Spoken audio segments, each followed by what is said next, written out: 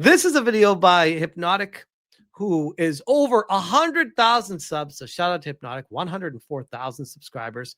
It's titled, "This is the most misrepresented game in the industry." So let's check it.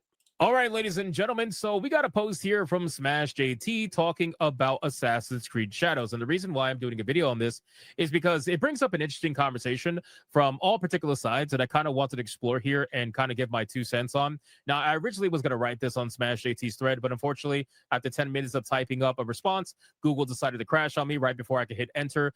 So Hypnotic actually messaged me just out of the blue, and he was just like, "So I wrote this very long response to your post, and my Google just crashed, and I lost everything. So I'm just going to react to this in a video instead." So I decided to do it live and make a video about it and talk about it here. So Smash JT ends up quote tweeting this particular tweet that we're going to read right now, which says, from Geralt of Gunia, Assassin's Creed Shadows is the lowest selling game of the last 5 Assassin's Creed games, despite having the highest budget. Turns out people don't want to play as Johnny Somali, which, by the way, that is absolutely hilarious. So props to Geralt of Gunia. And he's showcasing a screenshot here that I'm assuming is from Reddit. It says r/Kotaku in action. And it says the following. Assassin's Creed Shadows is the lowest selling game of the last 5 Assassin's Creed games, despite having the highest budget. I knew it was a flop, but I didn't expect it to be such a disaster. When I was talking to Colin Moriarty about this, he was trying to tell me that Assassin's Creed Shadows was he didn't say the word successful, but he was basically denying that it was a flop for Ubisoft. And I was just like so perplexed that I was like, I didn't even know how to react. I was like, whoa, how could you even say that? This game performed terribly. For example, compared to Mirage, which sold 5 million in 3 months, Shadows only sold 4 million in 6 months. Fewer copies in double the amount of time. Knowing that Mirage sold less than Valhalla, Odyssey, and Origins, what a real disaster. And then he ended up linking a bunch of sources showcasing information that is relevant to that particular claim. Now, okay, now that we know this, and again, I'm going to go back to this. I just want to kind of go to Smash JT's post right now. So Smash JT post says the following. When I brought up this to Colin Moriarty, which if you didn't see that debate between Colin Moriarty, you should go watch it. It's absolutely hilarious. He used it as an opportunity. That's Hypno being kind, calling it hilarious. Hypno was thinking that I didn't do as good as I could have done, is put it nicely, which is fair. I agree. I feel like I could have done better, but at the same time, I feel like I did well enough to get my point across, despite all the people that can't stand me and just want to hate me. The point of the conversation was to let people know that this is a disingenuous outlet, and I explained that perfectly when I was talking to Colin. Now, he denied it and disagreed with it, but I'm like, well, you can disagree with the facts, but the facts are the facts, bro. Claim Assassin's Creed Shadows was a roaring success for Ubisoft. And again, I've never thought Assassin's Creed Shadows was a roaring success for Ubisoft. I think it was pretty clear that it needed to be a roaring success for Ubisoft. Otherwise, Ubisoft was going to end up being sold to somebody or end up striking a deal with somebody to save the company. This was claims that I personally made before we even knew about them selling to Tencent. That's right? true. Hypno did say that way back then. He was like, this needs to be a banger to be sold to save them, which, I mean, isn't really a big leap. I was saying it too. A lot of people were saying it, but he was right, not to take anything away from him. We didn't even know that was a thing. And I was saying, if this game does not knock it out the park, and I'm talking about really knock it out the park. Like, it needed to, like, not even joking, approach like fucking like Fortnite numbers for Ubisoft to turn things around. It was not happening. And this is not knocking it out the park. If it doesn't do that, then unfortunately it looks like the company's going to have to sell or be saved or something along those lines, because they were basically on their dying breath. So he says the following. Again, people say he won the argument. No, he spoke with authority and constantly talked over me. That didn't make him right. Here's what Matt Piscatella said from Circle Jerk Research had to say about it at launch. Why can't you do things like this in your debates, man? Circle Jerk Research is a great line. I was trying to be respectful to my guest. And I like, looking back, he was being such a douche to me. I wish I stopped being respectful to him, but I was like, you know what? I know that there's a lot of eyeballs on this conversation, and I want people to be able to look back at it and say, well, at least Smash didn't lose his cool or start calling him names. So I didn't want to go down that road. But in hindsight, the way he was talking to me, I probably should have. You need to use these, man. Anyway, Matt Piscatella says the following. Assassin's Creed Shadows, by the way, I remember this because I made a video on this. Assassin's Creed Shadows was the best-selling title in March, instantly becoming the #2 best-selling game of 2025 to date. This is what I was trying to tell Colin about how many words he uses to try to paint a picture of success when it's anything but that. Assassin's Creed Shadows finished the month ranked #1 in full game dollar sales on Xbox platforms and #2 on both PlayStation. Like, how many fucking words do you have to say just to say it's #2? Like, just it means it's not. If you got to use this many words to say that. And Steam. Okay. This is why people have a problem with the way Matt Piscatella represents things, okay? I'm not going to go into the whole conversation about Circana. You could think what you want to think about this. I know for a fact that they are just purposefully misrepresenting things. That is not the same. By the way, I used that word multiple times. You can go back and watch the conversation I had with Colin. How they misrepresent information to push a narrative. That was literally the argument I was making. And yes, I still believe that wholeheartedly. As the information being inaccurate, that is not the same. I want to make it very clear for the people who are retarded who will make these claims. That is not the same. Misrepresentation is not the same as being incorrect data. Okay. Yeah, the data is correct as far as the stipulations that they provide. I'm not arguing that. Which Colin was trying to say that that's what I was arguing. I'm like, no. That's why I felt like we were talking past each other in the conversation. That's not what I was saying at all. That never was what I was saying. He was trying to move the goalpost to try to get an own on me with that. I'm like, no, but what he's saying is correct, but it's misrepresenting the reality, which I said multiple times to him. Again, it is in my belief that Matt Piscatella absolutely misrepresents things for the betterment of his company and for the betterment of his partners. That's in my opinion. Now, the reason why I say this is because, well, let me show you. If you look here again, the only numbers that we have for sure is coming from Steam. And I know Steam is not the only numbers. I know it's I know it's not the only numbers, but it's the only raw data that we have to go by. And there's typically, not all the time, but like I'd say a 98% accuracy correlation to concurrent player count and successful game, like across the board. biggest cope in the world that people say all the time. Steam's not the other numbers. I get it. 64,825 concurrent players 7 months ago. Okay, with an estimated sales anywhere between 800,000 to 900,000. Chances are it's probably somewhere in the 150,000. Now, normally what I do with these numbers is I take the middle number and I double it for console, but you have to do it a little bit more because obviously it's multi-plat. So you got PlayStation and you got Xbox. Now, the reason why I say that it's misrepresentation is because, well, he decided to say and make sure that he said that Assassin's Creed Shadows finished the month ranked first in full game dollar sales on Xbox platforms. Look at all the stipulations on Xbox platforms. On what? Like, you need to like stipulate the platform because Xbox has nothing on it for that time period. So you needed to call that one out to make it sound good. Ranked first in Xbox. It did. Why? Because there was nothing else that was even remotely close, man. Xbox players are trained to not buy video games, right? So all it takes is a few copies sold for Assassin's Creed Shadows at the price that they were asking, which was $70 to $100 or whatever the hell the fucking digital deluxe edition was. You're talking about, of course, they're going to be the #1 on Xbox when there's nothing else that is available that people will remotely buy. And if they would, it's on Game Pass anyway. That's just #1. #2, being second on both PlayStation and Steam. Well, that made me think. I thought back to a time of March of this year, and I said, Mr. Hypnotic, what games came out in March? What? Literally nothing. Like, I mean, maybe Monster Hunter is the only one that comes to mind. But outside of that, a bunch of indie games and games that nobody cared about. Massively competitive games came out in March that would try to take down Assassin's Creed Shadows. I'm sure there is a lot of them, right? I'm sure there is a ton of video games that could have competed against Assassin's Creed Shadows in March. No, it didn't. If you go over here on Game Informer, we have the entire list of releases for March of 2025. You know what games that could even come close to compete? Split Fiction, which, by the way, shout out to Hypnotic. Me and Hypnotic played through Split Fiction, and it was Amazing. Such a great game.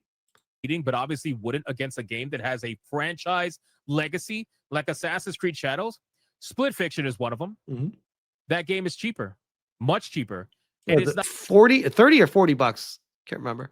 Not even close to having the same legacy as Assassin's Creed. What the fuck is Fragpunk? Fragpunk is a free-to-play FPS game. Age of Mythology, Knights in Tight Spaces, Merchants of Roswell. Bro, none of this stuff. Suikoden? Yeah, Suikoden is great, but it's not going to come anywhere close to Assassin's Creed numbers. Right. Rise of Ronin, people thought that was a pretty average mid game, and they basically gave that up. So what else is here that this game could have gone against? What else is here? Nothing.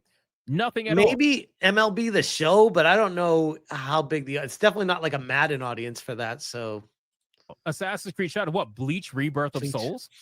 Bleach is not going to come anywhere close to an Assassin's Creed game. Of course not. Xenoblade Chronicles X, Definitive Edition.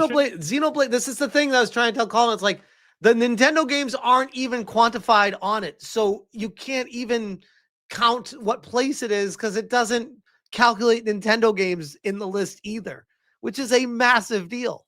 Okay, that's great, but we all know that they don't use digital data, right? Matt Piscatella does not use digital data for their list when they talk about these things from Nintendo. They don't include Nintendo digital data. So naturally, this game that could potentially compete, right? Or Atelier Yumiya could also compete. These games don't give you digital data from Nintendo. So you're not going to see. It's not going to. That is why this happens. I hope people understand. This is what I mean by misrepresentation of the number. Because to be quite frank, AI Limit, I played this game, by the way, amazing game, was not going to come anywhere close to competing.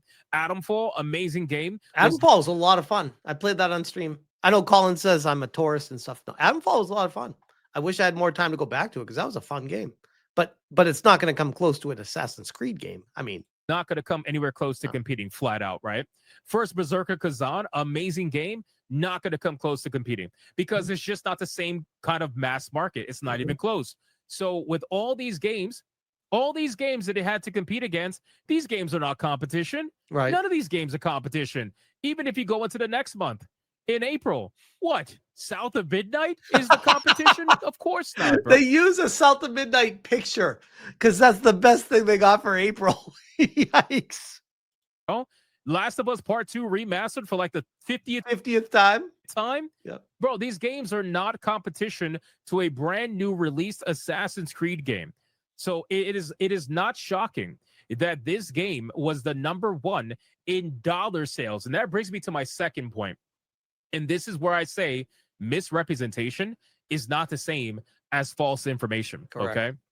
Matt Piscatella and Circana. Which, by the way, I don't know why Hypnotic wasn't like happy with my conversation because that was literally my point going into it. Is there is a distinction between the two, and I feel like that I expressed that to Colin, and Colin was just a dick to me while I was saying it, but I got that out. Report on copies sold. I want to be very clear about that. They don't report on copies sold. If they do, I haven't heard of it, okay? Every time they always talk about something controversial, it is almost always in dollar sales. The reason why is because if you can report in dollar sales, that is going to heavily favor the AAA video games over anything else, right? So nobody wants to look at this game getting felted by games like Schedule 1 or something like that. Right? Schedule 1 was launch week, was it $20 on sale for 16 or something? So you need to sell how many copies to get up to the $70 price of Assassin's Creed Shadows? So for one Assassin's Creed Shadows at 70, you need to sell what, 2, 4, 6, 6.5 copies of Schedule 1 on sale on the launch week to get one copy of Assassin's Creed Shadows counted. Yeah. Right. Games that sell millions upon millions upon millions upon millions of copies. They don't ever want to bring that up because, quite frankly, those games are so cheap that even though it blew these games out the water in terms of copies sold. October Sky says 3.5. Well, at full price at $20, yeah. But I'm saying it was on sale for 15 or 16. But yeah, it's more than 2 copies, more than 3 copies for it to even get to Assassin's Creed Shadows. They obviously made less dollar sales, so they don't rank as high, right? Compared to a game that has anywhere between $70 to $120 editions, these games are going to rank very high very quickly on dollar sale metric. But that's meaningless because it doesn't take into account the development cost. Like, how much money did Ubisoft spend on Assassin's Creed Shadows? I've seen estimates upwards of $400+ million on it. I've seen estimates up to 600, 800 million. I don't think it's that high, but I mean, I've seen people throw those numbers out there. I'm like, how many copies do you have to sell compared to Schedule 1 that was one dude working on the game? Think about that. Which is why these games, even though they are selling less than their entire lineage of video games and their entire predecessors, it doesn't matter because the games are always going to rank higher due to how much they cost. So all it takes is a few, you could say 1 million to 2 million copies for Assassin's Creed Shadows to easily be at the top spot when compared to other games that it's competing against, which, by the way, are not that great. The only game that Assassin's Creed Shadows lost to was the one game that was both AAA and selling like hotcakes, and that was Monster Hunter Wilds. Yep. Okay, Monster Hunter Wilds was a #1 spot for almost the entirety of the year. I still think it is, if I'm not mistaken. Yeah, that actually surprised me. I knew it was a big IP, but damn, that was way more people buying it than I ever expected. That one blew my mind. It is a massive difference between the two, which is why Shadows could never compete. But of course, Shadows is going to be able to beat the other games that came out around this time because they're all fucking either trash or they're indie games that don't cost as much and they don't have, or they're Nintendo games have as built in as of a fan base. So this is why I say misrepresentation is a bigger problem than the, I guess, wrong information. I don't think their information is wrong. I think they know what the information is and they misrepresent it to the best possible light that they possibly can showcase to everybody involved, including themselves and their partners that work at these studios. It's very important for their business model to ensure that their information is deemed not only accurate, but also is going to make the companies that they work with and for look as good as possible. Yeah, and that was the point that Colin Moriarty kept hitting me with. He's like, why would they misrepresent? Why would they? They have no reason.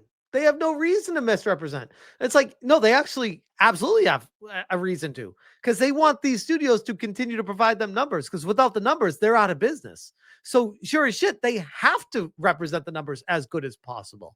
God only knows if there are backroom deals, by the way, that we don't know about.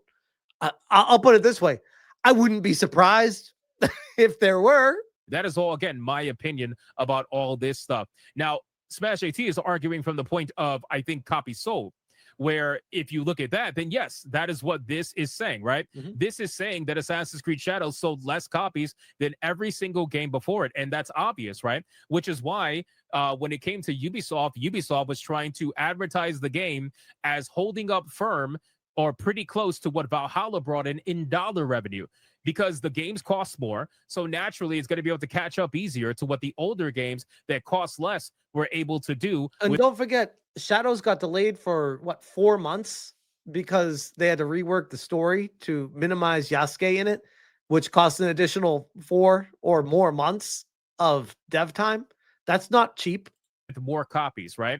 So this is the narrative that they were pushing. But this particular quote tweet is about copies sold and not about dollar amounts. So when we quote tweet this, we got to make sure we specify the difference between the two.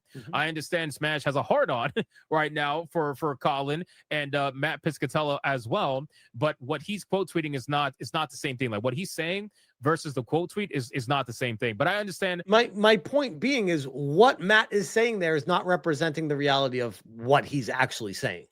What he is trying to say. Yes, there is absolutely a misrepresentation happening from Matt Piscatella. Yeah, I don't know if maybe that's my fault if Hypnotic didn't understand what I was saying.